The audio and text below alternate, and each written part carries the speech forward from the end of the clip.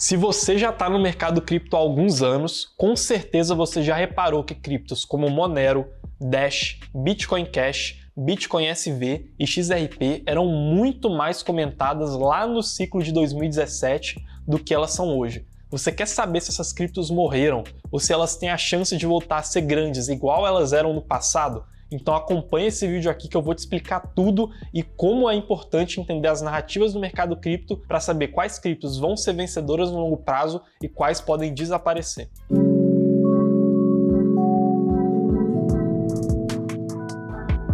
Mas antes de começar esse vídeo, eu quero te fazer um convite. Todos os dias a gente envia às 7 horas da manhã para os inscritos lá do Minuto Cripto as principais análises e notícias que você tem que saber sobre o mercado cripto para continuar bem informado e gerindo bem os seus investimentos. Aqui embaixo desse vídeo tem o link para você fazer sua inscrição 100% gratuita. É só clicar lá, colocar o seu e-mail e você já vai estar participando do Minuto Cripto. E agora que você já acessou lá e também já deu o like aqui nesse vídeo, vamos para o conteúdo e falar, afinal de contas, se essas criptos morreram ou se elas têm a chance de se valorizar novamente no mercado cripto. Para poder entender por que essas criptos não são mais tão representativas quanto elas eram lá no último ciclo de alta do mercado cripto, a gente precisa entender o que são as narrativas do mercado. A gente sabe que no mercado cripto não existe uma maneira de estimar o valor das criptos igual existe no mercado de ações, por exemplo, que é fazendo o fluxo de caixa descontado dos dividendos de uma empresa. No mercado cripto, as narrativas elas são muito importantes porque elas ditam o que o mercado está procurando quando ele está olhando para as criptos que estão disponíveis. Um exemplo de narrativa que a gente viu recentemente foi em 2020, lá com as DeFi. Ocorreu o que a gente chamou de verão das finanças descentralizadas, e aí várias criptos como Uniswap, Compound, Aave, que fazem parte desse setor, se valorizaram muito. Outro exemplo que a gente viu foi em 2021, quando a narrativa de plataformas de contratos inteligentes ficou muito conhecida, e aí criptos como Ethereum, Avalanche, Phantom, Terra Luna surgiram e se valorizaram exponencialmente. E agora, em 2022, com certeza você já ouviu falar dos Bored Apes, que são NFTs que ajudaram a trazer um novo ciclo para o mercado, e aí naturalmente vários concorrentes em NFT surgiram. O que acontece é que tem uma cripto no mercado, a mais antiga, que é o Bitcoin, e que já teve várias narrativas diferentes dentro desse mesmo ativo. O Bitcoin, como foi criado lá em 2009, já passou por diferentes narrativas e ele já foi valorizado de diferentes formas pelo mercado. A principal narrativa que existia no começo do Bitcoin era dele ser visto como um meio de pagamento, como uma moeda descentralizada que as pessoas usariam para fazer trocas cotidianas entre si. Naquela época, o Bitcoin era muito mais rápido e as taxas eram muito mais baratas.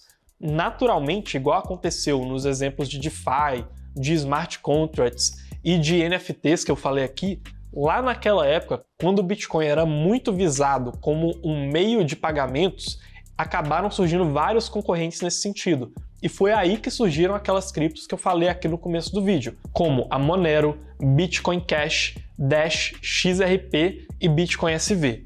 Essas criptos, elas tentavam ser um meio de pagamentos, uma moeda melhor do que o Bitcoin, porque aos poucos o Bitcoin começou a ficar um pouco mais caro e um pouco mais lento. O que acontece é que, junto com o Bitcoin ficando um pouco mais lento e um pouco mais caro, a narrativa do mercado também foi mudando. E o Bitcoin ele parou de ser visto como uma moeda e começou a ser visto muito mais como um ouro digital, uma cripto que se tornaria uma reserva de valor. E aí o mercado cripto começou a olhar mais para a função de reserva de valor do que começar a procurar moedas.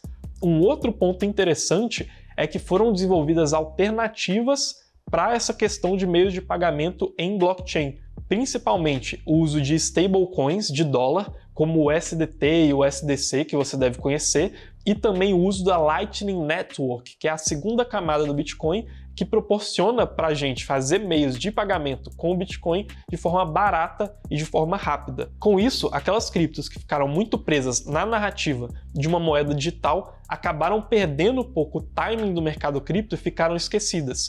Se você olhar agora uma foto do market cap daquele ciclo de alta e do market cap que a gente tem no mercado cripto atualmente, você vai ver que hoje existem muito mais plataformas de contratos inteligentes do que anteriormente, e naquele momento a gente tinha muito mais essas criptos que tentavam ser moedas que iriam vencer o Bitcoin, mas que acabaram falhando nesse quesito ao longo desses anos. Mas será que alguma coisa pode salvar essas criptos?